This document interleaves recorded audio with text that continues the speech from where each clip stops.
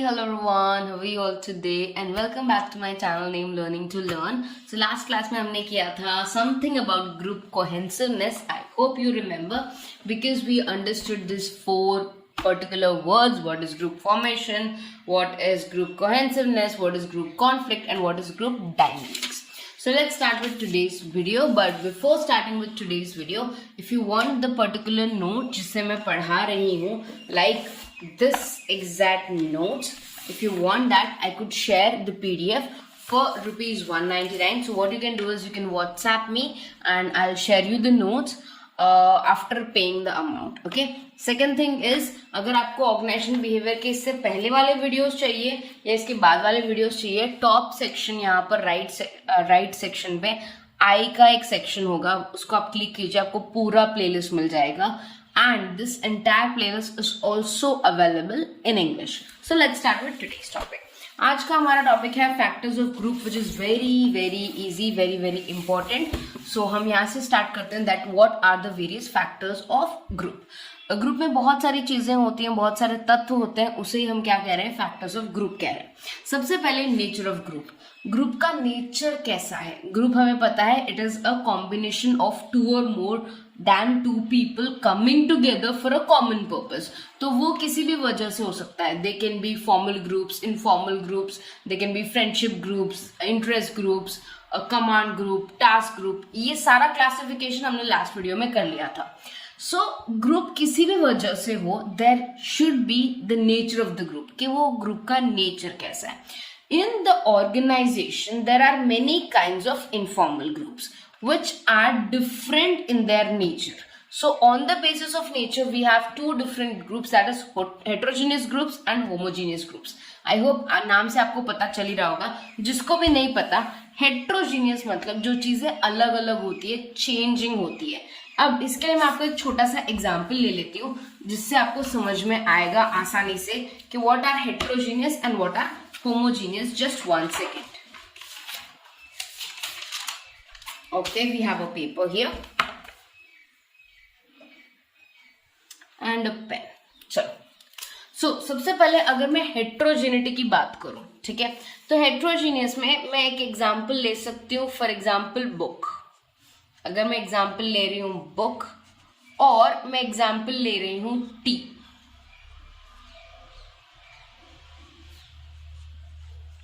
तो अगर आप नोटिस करेंगे ये दोनों एकदम कंप्लीटली अलग चीज है. चाय पीने के काम आता है, किताब पढ़ने का काम आता है. ओके, तो ये एक चीज हो गई. फाइन. अब दूसरा एग्जांपल लेती हूं. सपोज मैं एग्जांपल ले रही हूं of tea again, okay, and coffee.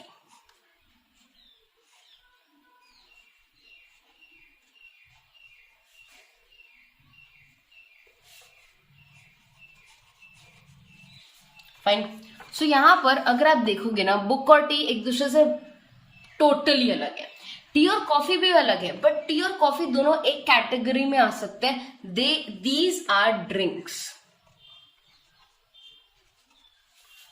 Okay, तो अगर आपको चाय पीने के काम आती है तो कॉफी भी अल्टीमेटली पीने के काम आती है, बट आप बुक को पी नहीं सकते. That is not possible.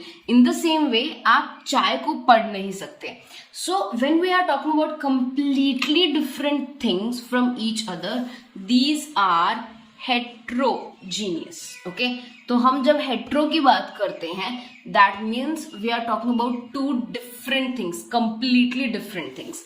But when we talk about homogeneous, we are talking about same things, tea or coffee, water, cold drink, something like that. तो यहाँ पर there is a similarity. There are certain things which are common in both these, but इनमें common element नहीं होता. ये main है. और उसको याद कैसे रखना है? O दोनों सेम है. HERO कोई सिमिलैरिटी नहीं है. तो इससे भी एक बहुत अच्छा एग्जाम्पल लेके निकलता है कि भाई this two elements are completely same. So homo में यूजुअली सेम एलिमेंट्स आते हैं. तो अगर इस चीज को आप समझ चुके हो तो हेट्रोजीनियस ग्रुप मीन्स जहां पर इन सबका इंटरेस्ट अलग अलग है, but because of anything they came together, बस ऐसा ही समझ लीजिए। वरस होमोजीनियस में उन सब में कोई ना कोई चीज कॉमन होगी, उन्हें कॉमनली कोई चीज पसंद होगी, कॉमनली कोई चीज ना पसंद होगी, कोई कॉमन ऑब्जेक्टिव्स होंगे जिसको अचीव करने के लिए वो लोग कर रहे हैं। So let me read it for you. In case of homogeneous groups more cohesiveness is seen, क्योंकि वो होमोजीनियस ग्रुप है, उनमें सेम सिमिलैरिटी है, सेम ऐसी कोई चीजें हैं जो सब में कॉमन है, वो ज्यादा कोहेंसिव होते हैं, ज्यादा क्लोज होते हैं, ठीक है। Of all the members of the group comes from the similar background. तो ये कॉन्सिडनेस क्यों है? क्योंकि सारे मेंबर्स ऑलमोस्ट सेम बैकग्राउंड से आते हैं, shares the same feeling, and because same background they very well understand each other and work unitedly with each other. क्योंकि वो सेम बैकग्राउंड से आए हैं, उनकी सेम लाइक्स एंड डिसलाइक्स हैं, वो एक दूसरे को ज्यादा बेहतर समझ पाते हैं, एक दूसरे को ज्यादा बेहतर मदद कर पाते हैं। इसीलिए उन्होंने कहा है कि होमोजीनियस ग्रुप्स में कोहेंसिवनेस ज्यादा देखने को मिलता है as compare to heterogeneous groups. Okay, in case of heterogeneous groups all the members comes from different background with different attitudes and interests. As a result, they do not understand each other and cannot work unitedly. A conflicting situation arises. They waste most of the time solving conflicts.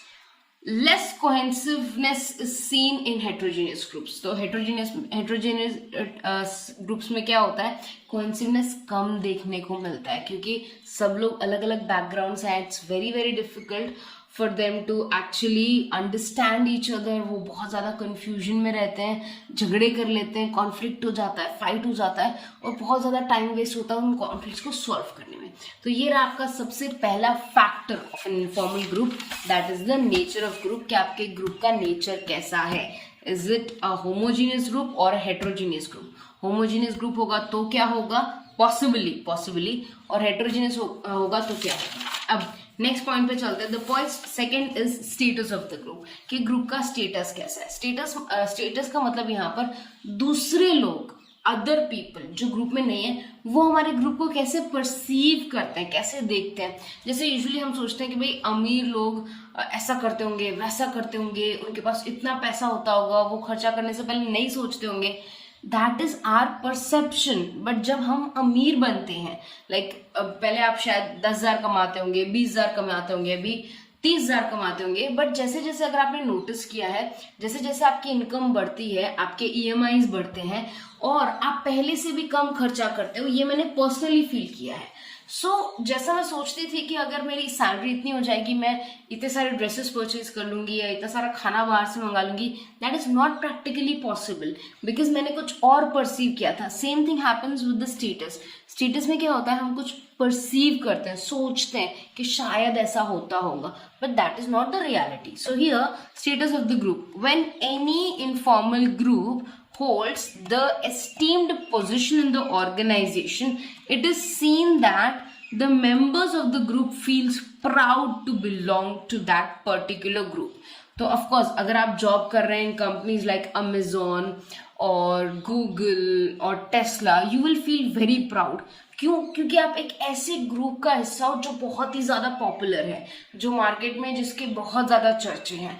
In the same way groups में भी ऐसे ही होता है। अगर वो group में बहुत ज़्यादा इन्फ्लुएंशियल लोग हैं, टॉप नॉच पीपल हैं, टॉप मैनेजमेंट के लोग हैं, तो ऑफकोर्स आपको भी ऐसा फील आता है कि भाई इस ग्रुप का मैं पार्ट हूँ, and it is a very important group and I am also a very important person right now. Okay, so ये एक सेंस ऑफ सेटिस्फैक्शन देता है। Due to high status they receive more attention from the organisation and they work together. It is seen that more group cohesiveness in found in such groups. तो जिसका status बहुत अच्छा होता है, जिन groups का status बहुत अच्छा होता है, उनकी कोहेसिवनेस भी उतनी ही ज्यादा होती है।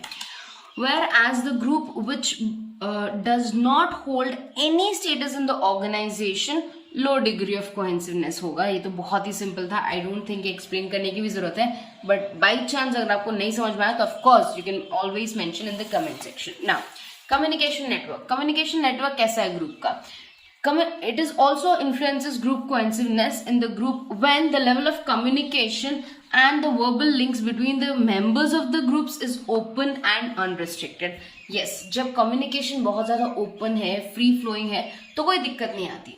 बट जब कम्युनिकेशन आप रिस्ट्रिक्ट कर देते हो, स्टॉप कर देते हो कि भाई एक दूसरे से बात नहीं करनी, एक दूसरे से इस टॉपिक पर बात नहीं करनी, ये नहीं बोलना, तो उस ग्रुप में कोइंसिडेंस कम देखी जाती है. उस ग्रुप में प्रॉब्लम ज़्यादा आती है, कॉन्फ्लिक्ट ज़्यादा अराइज होते हैं. ऑर्गेनाइजेशन में या उस पर्टिकुलर ग्रुप में लोग छोड़ के चले जाते हैं, उस ग्रुप का हिस्सा नहीं बनना चाहते, because they don't feel welcomed. उनको ऐसा लगता है कि भाई हमारी बात ना सुनी जा रही है, हमें रोका जा रहा है, टोका जा रहा है. So that is also the case. अभी मैं फटाफट रीडिंग ले लेती हूँ. It also influences group cohesiveness in the group when the level of communication and the verbal links between the members of the groups is open. Group cohesiveness in a group when all the members interact directly, they solve their problems unitedly. It is seen that such groups are more cohesive as compared to that groups where communication is not free. Due to open communication, these groups develops their own symbols, code languages, which they can use openly in the organization, keeping their feelings confidential. तो yes, कई बार जब आप बहुत ज़्यादा close हो जाते हो in the entire group, आप अपना एक लैंग्वेज, साइन लैंग्वेज या कुछ ऐसे वर्ड्स बना लेते हो जो सिर्फ आप एज अ ग्रुप को ही पता रहते हैं, बाहर वालों को नहीं पता होते. ये कोहेसिवनेस भी इंक्रीज करता है. ओके, सो जो नेक्स्ट पॉइंट है that is size of the group, level of anonymity, types of leadership, pressure from outside, attitude of management, interdependence in the group. ये सब हम नेक्स्ट लेक्चर में करेंगे. सो आज हमने फर्स्ट के 3 पॉइंट्स कर लिए. Okay, in the next lecture we will be doing the last 5 points. 4, 5, 6, 7, 8. Yes, these 5 points we are going to do in the next lecture. So make sure you join those sessions, and if you have any doubts, please do let me know.